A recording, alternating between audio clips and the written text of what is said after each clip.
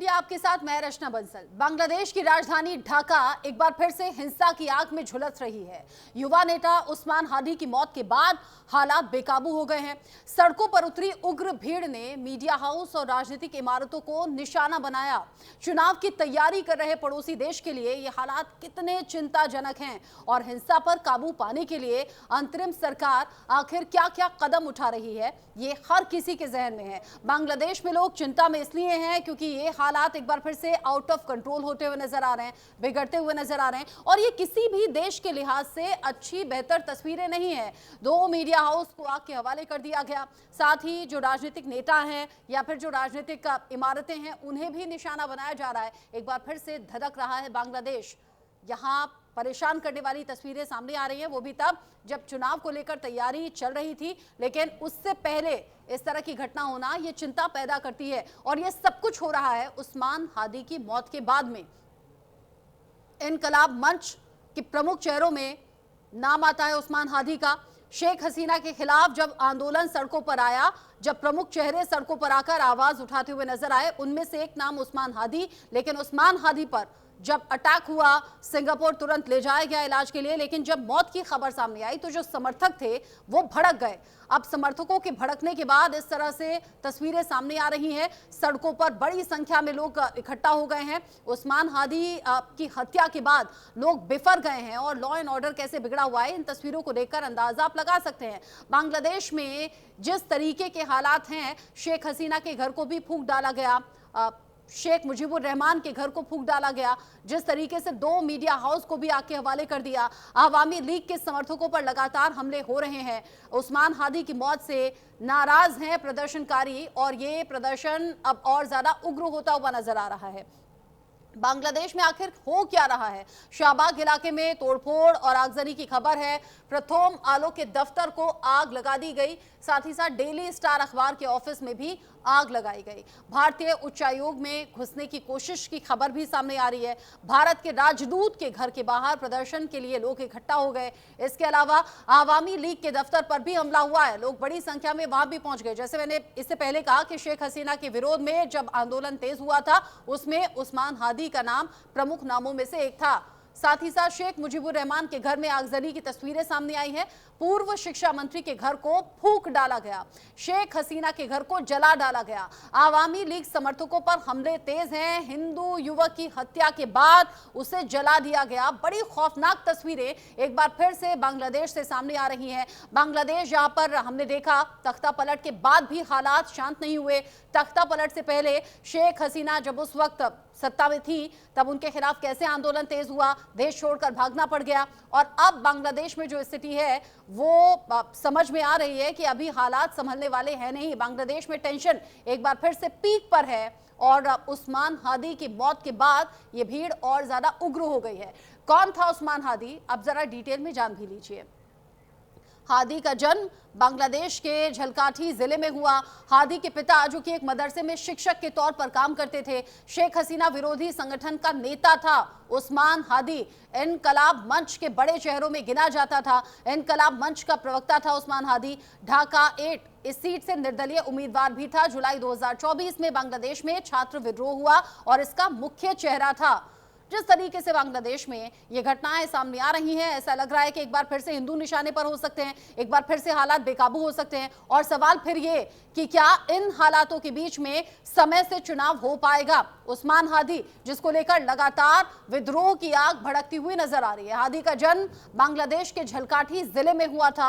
अब हादी के पिता, जो कि एक मदरसे में टीचर के तौर पर काम करते थे, वो बच्चों को शिक्षित करने का काम करते थे। शेख हसीना विरोधी संगठन का जो मुख्य चेहरे कुछ थे, उनमें उस्मान हादी का भी नाम था, यानी उन नेताओं में उस्मान हादी भी था, जो कि शेख हसीना के खिलाफ सड़कों पर आए थे और तभी तख्ता पलट की नौबत आई थी। इनकलाब मंच के बड़े चेहरों में उस्मान हादी का नाम गिना जाता था, लेकिन जिस तरीके से अटैक हुआ है, गोली मार दी गई और फिर जान बचाई नहीं जा सकी। इनकलाब मंच का प्रवक्ता उस्मान हादी और निर्दलीय उम्मीदवार के तौर पर वो जीत कर आया ढाका 8 सीट से। जुलाई 2024 में बांग्लादेश में छात्र विद्रोह तेज हुआ था। हिंसा के बीच इनकलाब मंच चर्चा में उस दौरान बहुत ज्यादा आया। इनकलाब मंच ने शेख हसीना को चुनौती दी थी और इसी चुनौती के चलते राजनीतिक विवाद रहा, गहराया और शेख हसीना को कुर्सी छोड़नी पड़ गई थी। ताजा हालात अभी क्या है, रिपोर्ट देखिए।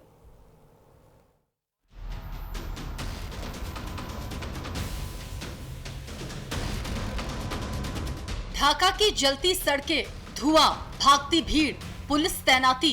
ढाका बांग्लादेश की राजधानी, जहां लोकतंत्र की तैयारी के बीच सड़कों पर अराजकता का सैलाब है। युवा नेता उस्मान हादी की मौत के बाद भड़की हिंसा ने शहर की रफ्तार थाम दी है। उग्र भीड़ ने सड़कों पर उतरकर आगजनी की और हालात देखते ही देखते बेकाबू हो गए। बांग्लादेश के हालात इस कदर बिगड़ चुके हैं कि उसे सामान्य कर पाना दूर की कौड़ी लग रहा है। शेख हसीना की चुनी हुई सरकार को सत्ता से बेदखल करने के बाद बांग्लादेश में व्यापक पैमाने पर हिंसा फैली थी। हिंदुओं को खासकर निशाना बनाया गया था। अब युवा नेता और शेख हसीना की सरकार को जबरन सत्ता से हटाने वाले कथित विद्रोह का प्रमुख चेहरा रहे शरीफ उस्मान बिन हादी उर्फ उस्मान हादी की हत्या के बाद बांग्लादेश में एक बार फिर से हिंसा की आग भड़क उठी है। इस हिंसा का सबसे बड़ा निशाना बने मीडिया संस्थान, पहले डेली स्टार, फिर प्रथम आलो। उग्र भीड़ ने अखबारों के दफ्तरों में आग लगा दी। डेली स्टार के कार्यालय से करीब 25 पत्रकारों को सुरक्षित बाहर निकाला गया। आग, धुआं और डर मीडिया की आजादी पर बड़ा सवाल खड़ा कर रही हैं ये तस्वीरें। बांग्लादेश में आखिर हो क्या रहा है? शाहबाग इलाके में तोड़फोड़, आगजनी, प्रथम आलो के दफ्तर को आग लगाई, डेली स्टार अखबार के ऑफिस में आग, भारतीय उच्चायोग में घुसने की कोशिश, भारत के राजदूत के घर के बाहर प्रदर्शन, आवामी लीग के दफ्तर पर हमला, शेख मुजीबुर रहमान के घर आगजनी, पूर्व शिक्षा मंत्री के घर को जलाया, शेख हसीना के घर को फूका, आवामी लीग समर्थकों पर हमले, हिंदू युवक की हत्या के बाद जलाया। हिंसा की इन घटनाओं ने आम लोगों में दहशत फैला दी है। कई इलाकों में दुकानें बंद हैं, सड़कों पर सन्नाटा पसरा है और लोग घरों में कैद होने को मजबूर हैं। ढाका के हालात अब सिर्फ कानून व्यवस्था का नहीं बल्कि राजनीतिक स्थिरता का भी सवाल बन चुके हैं। दरअसल बांग्लादेश के 2024 के छात्र आंदोलन के प्रमुख नेता शरीफ उस्मान बिन हादी की सिंगापुर में इलाज के दौरान मौत हो गई, जिसके बाद हिंसा ने जन्म ले लिया। सिंगापुर सरकार ने गुरुवार को मौत की पुष्टि की। 32 साल के उस्मान हादी को 12 दिसंबर को ढाका में गोली मारी गई थी, जिसके बाद उनकी हालत बेहद नाजुक बनी। कौन था उस्मान हादी? हादी का जन्म बांग्लादेश के झलकाठी जिले में हुआ। हादी के पिता एक मदरसे में शिक्षक थे। शेख हसीना विरोधी संगठन का नेता था उस्मान। इंकलाब मंच के बड़े चेहरों में गिना जाता था। इंकलाब मंच का प्रवक्ता था उस्मान हादी। ढाका 8 इस सीट से निर्दलीय उम्मीदवार था हादी। जुलाई 2024 में बांग्लादेश में छात्र विद्रोह हुआ। हिंसा के बीच इंकलाब मंच चर्चा में आया था। इंकलाब मंच ने शेख हसीना को चुनौती दी थी। इंकलाब मंच को लेकर राजनीति में विवाद रहा। कट्टरपंथी विचारधारा वाला संगठन है इंकलाब मंच। यूनुस सरकार ने इंकलाब मंच को भंग कर दिया था। संगठन से जुड़े हुए नेता राजनीतिक गतिविधियों में सक्रिय रहे। 12 दिसंबर 2025 को ढाका में हुआ हादी पर हमला। हमलावरों ने उस्मान हादी पर गोलियां बरसाई। उस्मान हादी के सिर में लगी थी गोली। हादी को तुरंत ढाका मेडिकल कॉलेज ले जाया गया। बाद में हादी को सिंगापुर एयरलिफ्ट किया गया। कई दिन तक तड़प तड़प कर हुई हादी की मौत। वहीं हालात की गंभीरता को देखते हुए बांग्लादेश की अंतरिम सरकार के मुखिया मोहम्मद यूनुस ने एक उच्च स्तरीय आपात बैठक बुलाई। बैठक में कानून व्यवस्था, मीडिया सुरक्षा और हिंसा पर नियंत्रण को लेकर मंथन हुआ। सरकार ने साफ संकेत दिए हैं, अराजकता फैलाने वालों पर सख्त कार्रवाई होगी। उस्मान हादी की मौत के बाद भड़की हिंसा ने बांग्लादेश को एक बार फिर से उसी मोड़ पर लाकर खड़ा कर दिया है। अब निगाहें सरकार के अगले कदम पर है। ढाका, जहां लोकतंत्र की तैयारी हो रही थी, वहीं सड़कों पर जलती आग ने हालात बदल दिए। युवा नेता उस्मान हादी की मौत ने गुस्से को हिंसा में बदल दिया। मीडिया दफ्तर जले, सड़कों पर दहशत छाई और सरकार के सामने सबसे बड़ी चुनौती कानून व्यवस्था और भरोसा बचाने की है। अब सवाल सिर्फ हिंसा रोकने का नहीं, बल्कि बांग्लादेश के भविष्य को स्थिरता देने का है। Swati Saxena, news India. बांग्लादेश में जो हालात भड़के हुए हैं वो किस तरीके से आउट ऑफ कंट्रोल हो रहे हैं, अलग अलग तस्वीरें बता रही हैं, लेकिन इनका सोल्यूशन क्या और ये हालात कैसे खड़े हो गए, जबकि इलेक्शंस की डेट सामने आ गई थी और तैयारियां अलग अलग पार्टियों के जरिए हो रही थी। मेरे साथ बांग्लादेश के इन हालातों पर बात करने के लिए खास मेहमानों का पैनल जुड़ गया है। मेरे साथ में मंजू सेठ जी हैं, फॉर्मर डिप्लोमेट के तौर पर आप जुड़े हुए हैं। साथ ही साथ रुबिंदर सचदेव जी मेरे साथ में जुड़े हुए हैं, जो कि विदेश मामलों के जानकार हैं, और साथ ही शोएब चौधरी जी मेरे साथ में जुड़े हुए हैं, जो कि वरिष्ठ पत्रकार हैं, सीधे बांग्लादेश से मेरे साथ में जुड़े हैं। आप सभी का बहुत बहुत स्वागत न्यूज इंडिया पर। सबसे पहले शोएब चौधरी जी, आप ही से पूछ लेती हूँ, बांग्लादेश में ये हालात जो बिगड़ रहे हैं, इससे पहले भी कई बार आउट ऑफ कंट्रोल हो चुके हैं। बांग्लादेश को जो डेंट पड़ा है वो अभी तक तो ठीक नहीं हुआ था, दोबारा से ये जो हालात बिगड़े हैं, इसका सोल्यूशन क्या, और उस्मान हादी पर हमले की वजह क्या अभी तक समझ में आ रही है?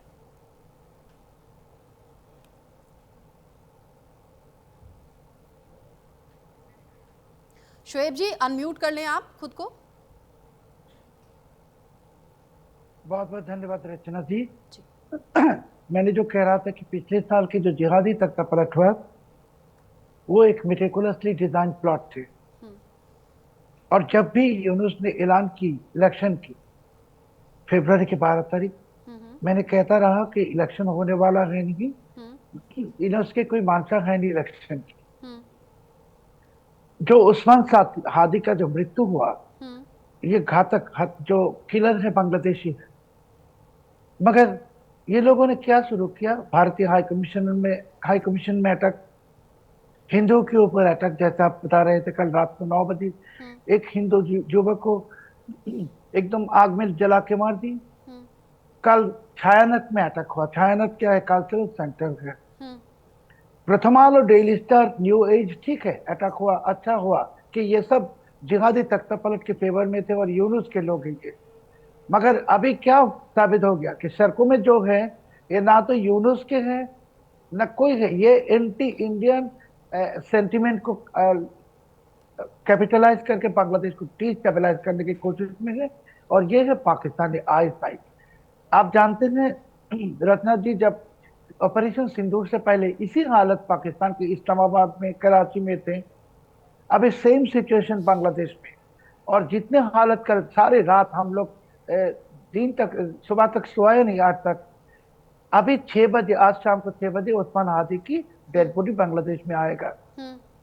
और सबसे ज्यादा जो टेंशन है और डेड बॉडी ढाका में आने के बाद क्या होगा किसी को पता नहीं। कल इसके जनाजा है, इसमें भी बहुत ही डेंजरस सिचुएशन होगा। और एक चीज कह के मैं खत्म करता हूँ कि हादी की ये जो प्रोटेस्ट है, इसको कौन कौन प्रमोट कर रहे हैं? ये लोग प्रमोट कर रहे हैं। उन्होंने 25 दिसंबर की एक डेडलाइन दे दी कि उसी दिन तक अगर शेख हसीना को भारत वापस नहीं करते, ये भारतीय हाई कमीशन और भारतीय जितने एस्टेब्लिशमेंट है बांग्लादेश में, सबको बर्बाद कर देगा। और भारतीय नागरिक को कहते हैं कि उसी दिन वीजा कैंसिल करना पड़ेगा बांग्लादेश में। तो ये एक पाकिस्तानी आईएसआई की जो एक्टिविटी चल रहा है बांग्लादेश में, और ये जो उस्मान हादी कहिए, कुछ भी कहिए, ये सब बहाना है। मेन सिचुएशन यानी जो पिछले दिनों बांग्लादेश और पाकिस्तान की नजदीकी दिखाई दी, अब उसका रिजल्ट एक तरीके से सामने आने लगा है, और एंटी इंडिया सेंटिमेंट्स जो हैं वो बांग्लादेश में बढ़ते हुए नजर आ रहे हैं। वो बड़ी खौफनाक और डराने वाली तस्वीरें हैं जो दिखाई तक नहीं जा सकती। कैसे वहां पर हिंदू युवक को मार डाला गया, जिंदा जला दिया गया, बड़ी खौफनाक वो तस्वीरें हैं। मंजू सेठ जी, जब पड़ोसी देश में हालात इतना ज्यादा बिगड़े हैं तो भारत की स्ट्रेटेजी क्या होनी चाहिए, भारत सरकार के कदम क्या होने चाहिए, और बांग्लादेश में आज इन बिगड़ते हालातों को आप कैसे देख रही हैं? उस्मान हादी, जिसको मार डाला गया, इस्लामिक राज स्थापित करना चाहता था बांग्लादेश में, और फिर देखिए इसी बीच एक हिंदू युवक को भी ढूंढ डाला गया, मार डाला गया। वहाँ पे हालत हम देख रहे हैं कैसे बिगड़ती जा रही है, बहुत जल्दी बिगड़ रही है। और एक एंटी इंडिया सेंटिमेंट को लेके, जैसे ये बिल्कुल इनकी जो मौत है एक बहाना बनी है, हादी की मौत जो है वो बहाना बना के एक anti India rhetoric, anti India demonstration बहुत बड़े तौर पे हम देख रहे हैं, और मीडिया को भी टारगेट किया जा रहा है। ये बिल्कुल एक बहुत ही डिफिकल्ट सिचुएशन हो गई। और हम तो सिर्फ अभी इस वक्त तो हम प्रोटेस्ट कर रहे हैं, और अपने उनको उनके हाई कमिश्नर को भी हमने आके समन करके बता दिया कि ऐसे आप हमें सिक्योरिटी दीजिए, हमारे हाई कमीशन को, जितने हमारे वहाँ पे डिप्लोमेटिक मिशन हैं और जगह भी, चिटागोंग में और राजशाही वगैरह में, सब जगह आप उनको प्रोटेक्ट करिए। लेकिन ये जो student, so called student protest कहिए या इंकलाब मंच कहिए, जो भी है, ये सब मिल के इनको इस वक्त जो रोकना बहुत मुश्किल लग रहा है, क्योंकि वो सब जगह आग लगा दी है। और अभी जर्नलिस्ट को क्यों मारा जा रहा है, क्यों टारगेट किया जा रहा है? और जो भी उनको लगता है कि पिछली सरकार के साथ थे, या उनकी तरफ, या सेक्युलर हैं, या इनकी बात नहीं मानते हैं, या वहाँ पे इस्लामिक जो वो शरिया या जो लगवाना चाहते हैं वहाँ पे पूरे बांग्लादेश में, जो उनकी बात नहीं मानते, उनको हटाओ, उनको टारगेट करो, ऐसा लग रहा है मुझे, the way they are going about it. और भारत को क्या करना चाहिए इस वक्त? तो भारत देख रहा है कैसी सिचुएशन है, इंटरवीन तो हमारे लिए करना मुश्किल है, लेकिन वहां पे बातचीत जरूर हम कर रहे होंगे, और जरूर उनको बोल रहे होंगे कि इसको, आप जो यूनिस सरकार को है, इसको स्थिति को काबू में लाएं, और वहां पे ये जो हिंसा है उसको बंद करें। और इस वक्त तो हम यही बात कर सकते हैं, क्योंकि हमारे प्रोजेक्ट्स तो जो हैं, जॉइंट प्रोजेक्ट्स, बायलैटरल प्रोजेक्ट्स, वो तो अभी चल ही रहे हैं। हमने काफी जो डेवलपमेंट वहां पे किया है और इस्टेब्लिश किया है चीजें, वो तो चल ही रही हैं। लेकिन कब तक चलेगा ऐसा, ये मुश्किल कहना है। अगर ये आउट ऑफ हैंड चलेगा, क्योंकि जैसे शोएब जी ने भी कहा है, ये बाहरी ताकतें जो हैं पीछे से उनको सपोर्ट कर रही हैं, एकदम और ये कह रहे हैं, ताकतें बहुत ताकतवर है। बिल्कुल। और हमने देखा भी बांग्लादेश में जो हालात बिगड़े ना, जिस तरीके से कहा जा रहा था शुरुआत में कि ये छात्र आंदोलन है, ये छात्र इकट्ठा होकर मौजूदा सरकार पर सवाल कर रहे हैं, फिर तख्ता पलट की नौबत भी आ गई, फिर बाद में पता चलता है कि इसमें पाकिस्तान का भी हाथ था, बाद में पता चलता है कि अमेरिका की सोची समझी ये स्ट्रेटेजी रही। रोविंदर सचदेव जी, तख्ता पलट के पहले और बाद के जो हालात थे उसमें बाहरी ताकतों का हाथ बताया जा रहा था, आज जो बांग्लादेश में हो रहा है उसका रीजन आपको क्या समझ में आ रहा है? क्योंकि पिछले दिनों हम देख रहे थे लगातार पाकिस्तान बांग्लादेश के बीच की नजदीकियां बढ़ी हैं, क्या उसी का रिजल्ट हम इसे समझें? Thank you. मेरे विचार से प्राइमरी फैक्टर जो है बांग्लादेश की इंटरनल सिचुएशन है, इंटरनल पॉलिटिक्स है, इंटरनल माहौल है। शेख हसीना की जो सरकार थी उसने जो करा, ऑपोजिशन थी, प्राइमरी रीजन वो है। अब यस, उसमें आईएसआई ने जमात के यूथ को स्पेशली उनको इंस्टिगेट करा और प्रमोट किया। अमेरिका का मैं इतना श्योर नहीं हूं, हर एक का अपना व्यू है। मेरे विचार से अमेरिका इतना, शायद एक छोटा सेंट मार्टिन आइलैंड लेने के लिए जो कहा जा रहा है शेख हसीना ने नहीं दिया, तो अमेरिका ने उसके चलते शेख हसीना को तख्ते से गिरवा दिया है। और अमेरिका को यह पता था पूरा देश रेडिकल चला जाएगा, तो क्या ये अमेरिकन इंटेलिजेंस की, मैं मानूंगा, अक्लमंदी है कि आपको एक छोटा सा आइलैंड नहीं मिला, उसके चलते आपने पूरी सरकार, पूरा बांग्लादेश चाइना की गोदी में भिजवा दिया। तो वो ओपन है टू द ज्यूरी। तो यस, हो सकता है। तो प्राइमरी बांग्लादेश की अपनी इंटरनल सिचुएशंस है, उसमें कोई डाउट नहीं है। सेकेंडली, बांग्लादेश में साइकिल चलती है। जब खालिदा जिया प्राइम मिनिस्टर थी, उन्होंने शेख हसीना और इनकी पार्टी के लोगों को भी अरेस्ट कराया, किडनैपिंग करवाई, मर्डर्स करवाए, ग्रेनेड्स फेंके गए। शेख हसीना जब सत्ता में आई, इसने भी वो करा। तो हमें ये नहीं सोचना चाहिए कि शेख हसीना केवल एक एंगल से थी। यस, वो सेकुलर थी, yes she is a great friend of India, but चीजें हैं बांग्लादेश के नौकरी हो रही। ओके, ना असाइड, आज क्या हो रहा है, आज जो भी हो रहा है, पर मेरे ख्याल से एक चीज भारत को नहीं करनी चाहिए, और वो हमें जो नहीं करना चाहिए, शायद मेरा व्यू है, शेख हसीना के बेटे ने कहा कि आने वाले दिनों में वो इंडिया आएगा, अपनी मां से मिलेगा और स्ट्रैटेजी बनाएंगे इत्यादि। मेरे हिसाब से इंडिया को उसको वेलकम नहीं करना चाहिए, क्योंकि अभी जो है सारा एंटी इंडिया माहौल बना पड़ा है बांग्लादेश में, ये और बढ़ेगा भी। और बांग्लादेश के अंदर जो एंटी इंडिया माहौल है वो इसलिए भी है कि वहां के लोग अपनी इंटरनल पॉलिटिक्स में देखते हैं, या उनके विचार से जो नैरेटिव वहां है कि शेख हसीना ने जो भी करा अत्याचार उनके हिसाब से उनके खिलाफ, वो शेख हसीना ने इसलिए करा क्योंकि उसको इंडिया का सपोर्ट था। अगर इंडिया सपोर्ट ना करता शेख हसीना को, तो शेख हसीना जो क्या वो ना होता। एनीवे, अब शेख हसीना भारत में है, तो वो भी एक रीजन बन जाता है, एंटी इंडिया का विवाह है। And then on top of it, उसका बेटा अगर यहाँ आकर के उनके साथ बैठ के बातें करता है या प्लानिंग करता है, आई थिंक उसके चलते अब हमारी सरकार को डिसाइड करना पड़ेगा कि हम कितना या किस हद तक बांग्लादेश को क्या मैसेज देना चाहते हैं। अगर हमें देना चाहते हैं यस, हम शेख हसीना के साथ ही खड़े हैं और हम प्रेशर डाउन करेंगे, तो ठीक है, उसका बेटा आए यहाँ पर मिले, हम उसे वेलकम करें। बट अदरवाइज अगर हम बैलेंस चाहते हैं, लॉन्ग टर्म स्टेबिलिटी चाहते हैं, जैसी भी हो, तो शेख हसीना के बेटे को मेरे ख्याल से इंडिया को वेलकम नहीं करना चाहिए। यानी ये कुछ एहतियात हैं जो आपके लिहाज से बरतने चाहिए। अच्छा शोएब चौधरी जी, चूंकि आप खुद बांग्लादेश में इस वक्त मौजूद हैं, अगर एंटी इंडिया विचारधारा वहां पर तेजी से बढ़ रही है, तो क्या वही रीजन है क्या कि हिंदुओं को ढूंढ ढूंढ कर निशाने पर लेना, उनके घरों को फूंक डालना, उनके धार्मिक स्थलों को निशाना बनाना, मतलब इतना ज्यादा क्रुएलिटी कैसे हो सकती है? जिंदा जला डाला गया, वो तस्वीरें देखी नहीं जा रही।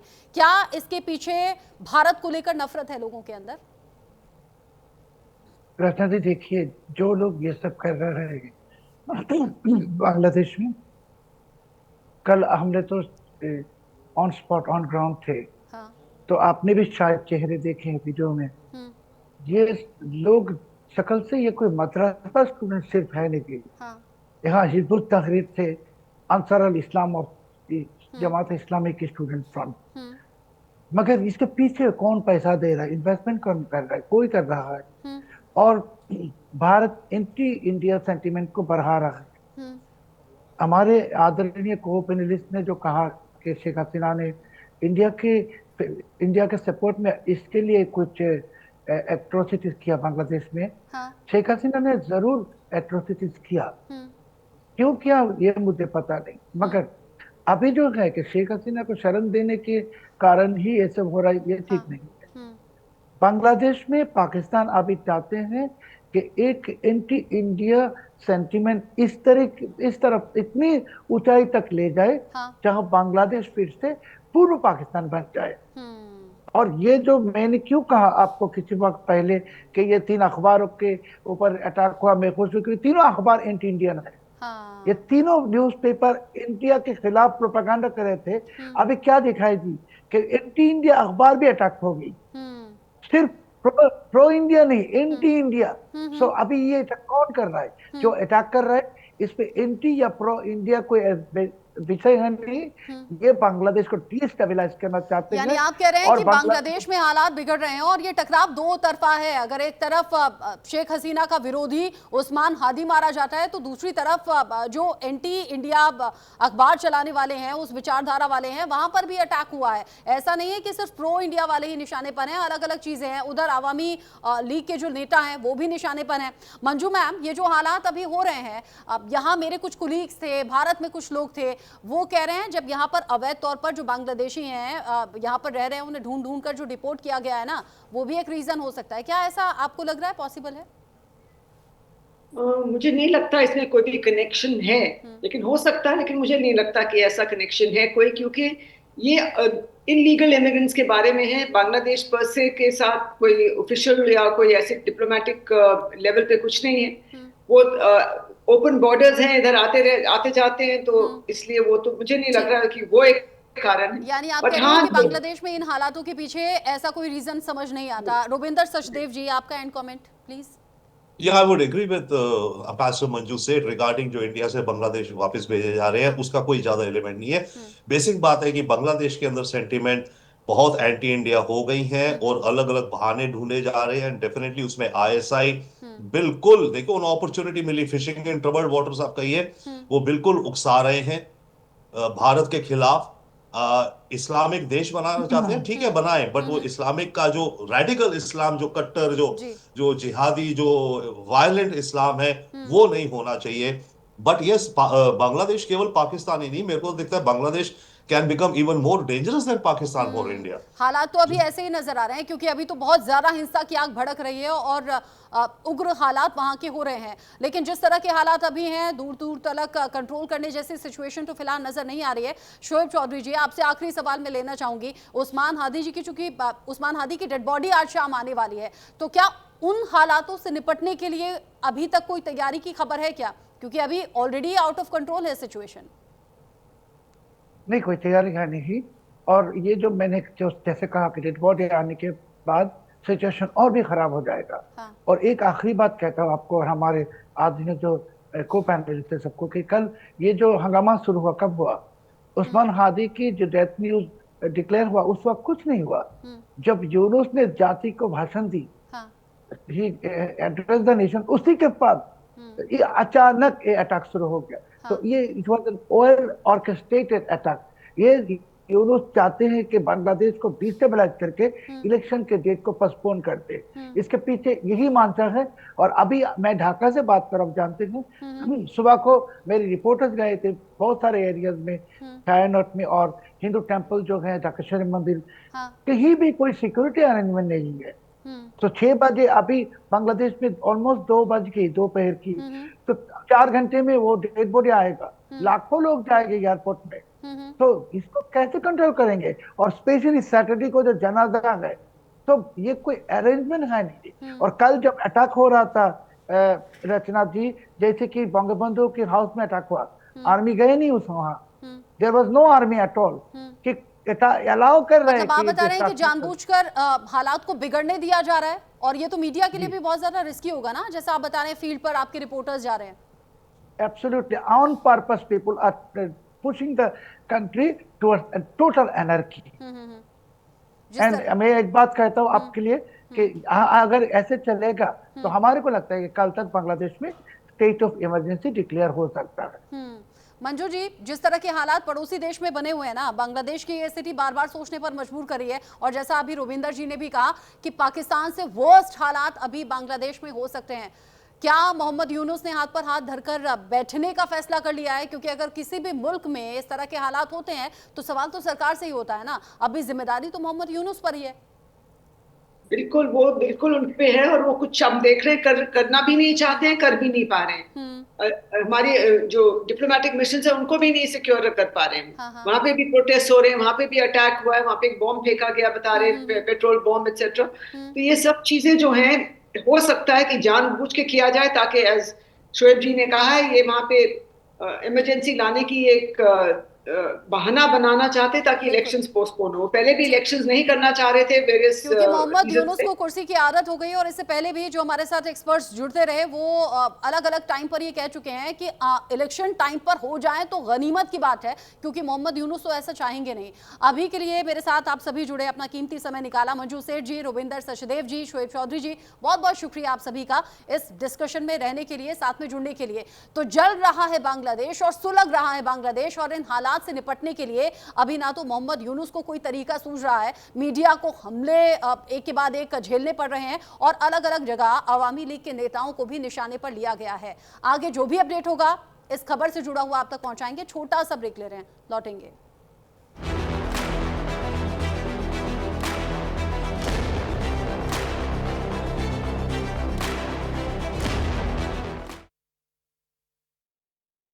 मेहनत और समर्पण के प्रतीक अन्नदाताओं को डबल इंजन सरकार ने दी है नई पहचान।